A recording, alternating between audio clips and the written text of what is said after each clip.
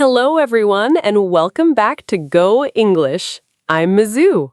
And I'm Lucas. You know, Lucas, I was looking at the calendar earlier today, and I suddenly realized something. We're already halfway through 2026. I know. It feels like this year just started, and somehow June is already here. Exactly. And it got me thinking, by the time 2026 is over, what will we have actually accomplished? That's a really interesting question. Not what we hope we'll do, not what we keep saying we'll do, what we'll have actually done by the end of the year. Right, because those are two very different things. Most of us are pretty good at making plans. Following through, that's usually the harder part. Very true. But when I think about the rest of this year, I'm not really thinking about becoming rich or famous. I'm thinking about smaller things. Maybe I'll have learned a new skill. Maybe I'll have become healthier. Maybe I'll have gotten better at something I've been struggling with. That's how I see it, too. The biggest changes in life are often the quiet ones, the little improvements that slowly add up over time. You know what's funny? We've already started using today's grammar point. Wait, really? Yep. We keep saying things like, I'll have learned, I'll have become, I'll have gotten. And that's exactly what we're talking about today, the future perfect tense. And hey, before we get started, if Go English has been helping you improve your English, we'd really appreciate your support. A quick like, a subscription, or sharing this video with a friend makes a bigger difference than you might think. All right, let's get into today's lesson. The city just keeps moving, doesn't it? The city just keeps moving, doesn't it?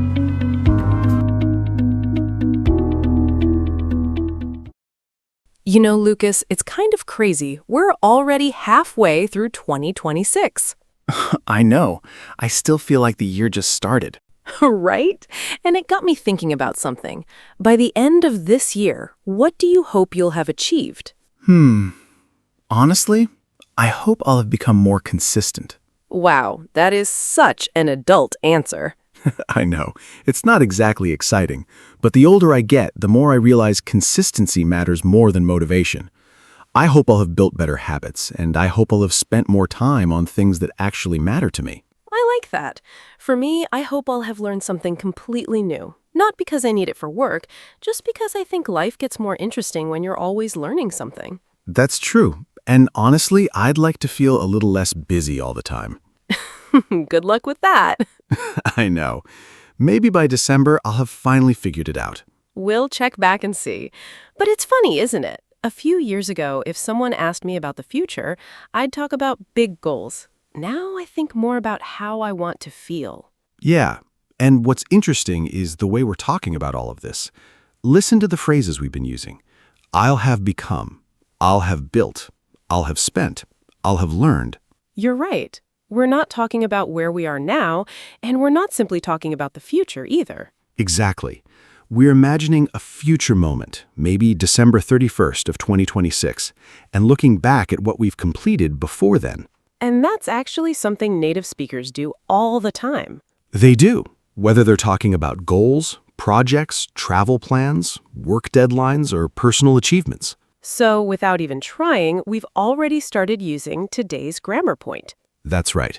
It's called the future perfect tense, and in the next few minutes, you'll see exactly how native speakers use it naturally in everyday conversations. All right, Mizu, let's talk about the big idea behind the future perfect.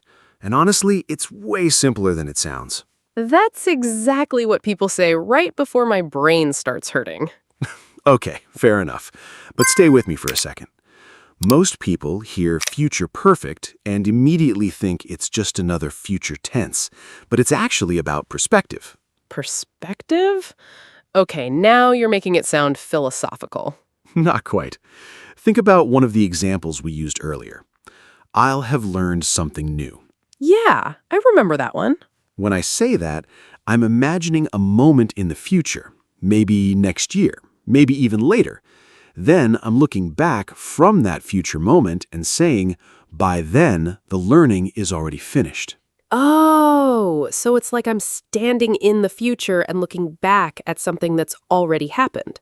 Exactly. That's the whole idea. Wow, That sounds a lot less scary than the grammar books make it sound.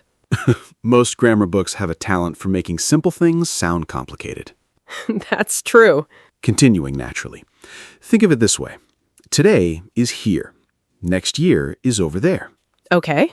If I say, I'll finish the project next year, I'm simply talking about a future action.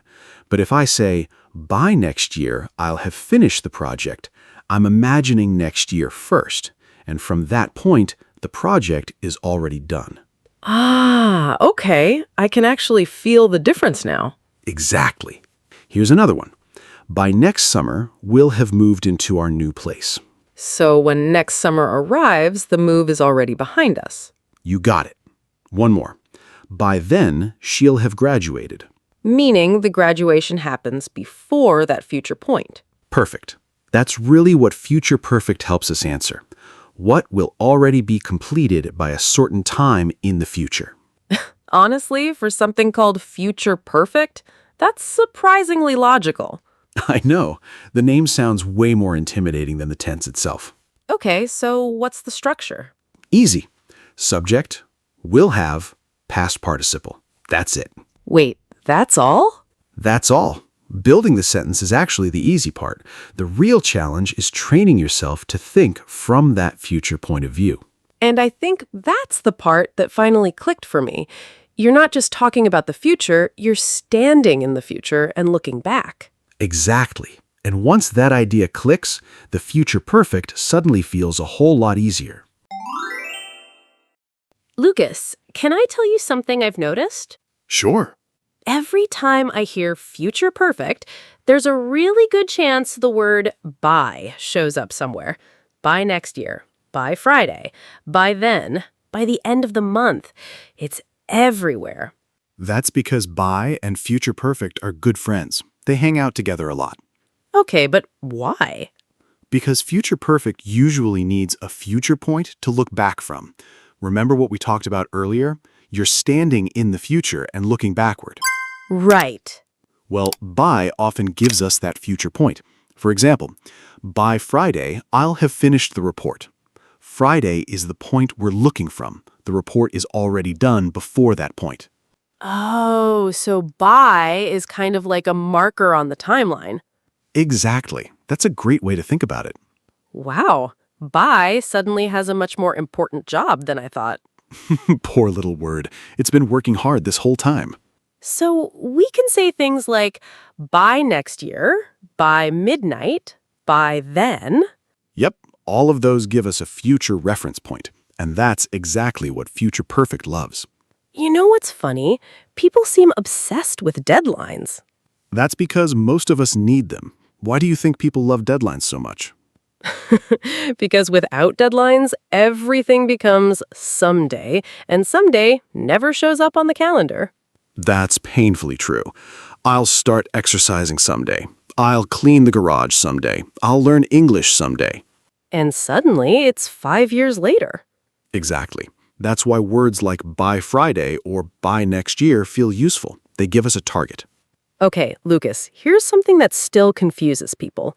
What's the difference between by and until? Good question. They're actually very different. If I say, I'll have finished the project by Friday, the project can be finished before Friday, maybe Wednesday, maybe Thursday. Friday is just the latest point. Okay, finished before Friday. Got it. But if I say, I'll work on the project until Friday, now I'm talking about an activity continuing up to Friday. Oh, that's a big difference. One is about completion, the other is about continuing. Exactly. And what about these two? By next year, in a year. Another good one. By next year, I'll have saved enough money. That means the saving will be completed before or no later than next year. Okay. But I'll move in a year simply means the move happens 1 year from now. No looking backward, no completed action before a future point. Ah, I see it now. Future perfect isn't really about the action itself. It's about reaching a future moment and seeing that the action is already done. Exactly, Mizu. That's why by appears so often. The tense needs a future point, and by is one of the easiest ways to create one. I have to admit, this is making a lot more sense than it used to. Good, because we're about to look at some other expressions that work really well with future perfect, too. You know, Lucas, there are a few expressions I hear all the time with future perfect. Let me guess. By the time is one of them. Yep, and also when and before. They're everywhere. That's because they're all talking about timing, and future perfect loves talking about timing. Future perfect is surprisingly picky about time. It really is. Let's start with by the time. That's probably one of the most common patterns. Okay, Imagine I say, by the time I arrive, they will have left. so my arrival happens later, their leaving happens first. Exactly. When I arrive, they're already gone. The action is already completed. And that's such a useful expression. I hear native speakers use it all the time. Oh, absolutely. Things like, by the time we get there, the movie will have started. By the time you wake up, I'll have left. By the time she gets home, they'll have finished dinner. I like that one, especially because it sounds so natural in conversation. It really does. And honestly, native speakers probably use by the time more often than learners realize. Okay, Lucas, now let's talk about when, because this one confuses a lot of people. You're not wrong. I see this mistake all the time. People want to say something like, when I will see you again. Exactly. But after when, we normally use the present tense when we're talking about the future. English really enjoys making life difficult sometimes. Just a little. So instead of when I will see you again, we say, when I see you again, I will have finished the course. Oh, wow. So see is present tense, but the meaning is still future. Exactly. And that's completely normal English. Native speakers do it every day.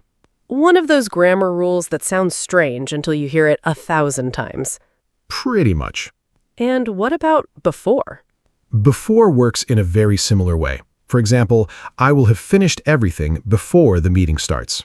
So the meeting is the future point. Right. And everything is completed before that point arrives. I think I'm starting to notice a pattern here. Go ahead. Whether it's by the time, when, or before, we're always comparing two moments. One thing happens first, another thing happens later. Yes, that's exactly what native speakers are doing. So future perfect is often answering one simple question. Which is... What will already be done? Perfect. That's the question to remember. What will already be finished? What will already be completed? What will already be done? Wow, that feels a lot easier than memorizing a page of grammar rules. Most good grammar explanations are. Once you understand the idea, the structure becomes much easier. And now these expressions don't feel random anymore. Exactly. They're all helping us answer the same question. What will already be done before that future moment arrives? Okay, Lucas, I think I finally wrapped my head around future perfect. Mostly. Mostly sounds dangerous. What's still bothering you? Well, there's one thing. Sometimes future perfect and simple future still sound kind of similar to me. Yeah, that's probably the most common question people have. And honestly, the difference is smaller than most learners think. Okay, now you've got my attention. Let's say I've got a book sitting on my desk. If I say, I'll finish the book, I'm just talking about something I'll do in the future, nothing fancy.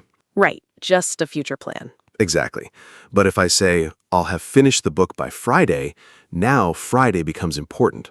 I'm looking ahead to Friday and saying, yep, the book's already done by then. Ah, so the moment you add by Friday, my brain immediately jumps to a deadline. That's it. You got it. Look at me, learning grammar and everything. I know. It's a beautiful thing to witness. Okay, relax. Let's try another one. I'll move to Australia. Simple future. Just a future plan. And by next year, I'll have moved to Australia. Now you're standing in next year and looking back. The move is already behind you. You know what? That future viewpoint really is doing all the heavy lifting here. Exactly, Mizu. Once that clicks, future perfect suddenly stops feeling mysterious. Okay, one more. I'll learn English. A sentence spoken by millions of people every January. And forgotten by February. Exactly. Now compare that with, by 2027, I'll have learned a lot of English, Oh, wow. That feels completely different. right? Because now you're focusing on the result. You're imagining yourself in 2027 looking back at all the progress you've made. You know what's funny? Future perfect almost feels like the language of goals. That's actually a great way to think about it. Goals, deadlines, projects, achievements, anything where you're asking what will already be finished by that point. Wow. I came into this episode confused, and now I'm accidentally giving grammar insights. Let's not put grammar expert on your resume just yet. Fair. Before we move on, let's talk about a couple of mistakes people make all the time. Nothing scary. Good. I like lessons that start with nothing scary. First one, I will have finish. Oof. Yeah, that sounds wrong. Exactly. After will have, you need the past participle. So, I will have finished, not I will have finish. Finished. Got it. Easy fix. Another thing is people sometimes use future perfect without giving any future reference point. And then everyone else is sitting there thinking, cool, you'll have finished it. When? Exactly. That's why you'll often hear words like by tomorrow, by next week, by then, or by 2027. You know, this tense felt really intimidating at the beginning. Most people think that. But now it actually feels pretty natural. That's because native speakers aren't sitting around thinking, oh, time to use future perfect.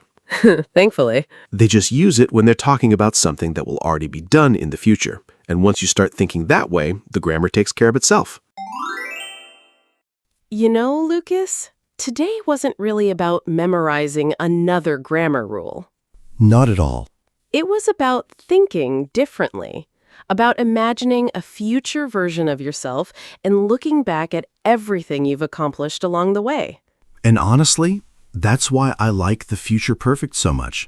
Because life is full of goals, dreams, plans, little milestones that slowly turn into big achievements.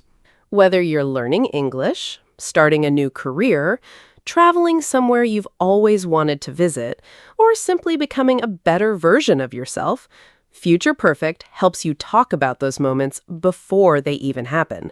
So here's a question for you. What will you have achieved by the end of 2026?